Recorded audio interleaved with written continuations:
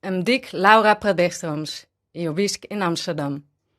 Soc filla d'una mare holandesa i un pare català i estic molt preocupat per la situació en Catalunya. I em sembla que la pacifitat del meu govern és incomprensible.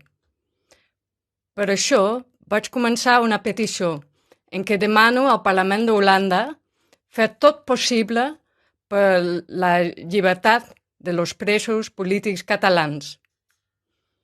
Ja tenim més de 15.000 firmes. Són molts, però no n'hi ha prou. Per cridar l'atenció de los holandesos, volem que aquesta petició sigui la més gran d'Holanda. I, per tant, necessitem vostra ajuda.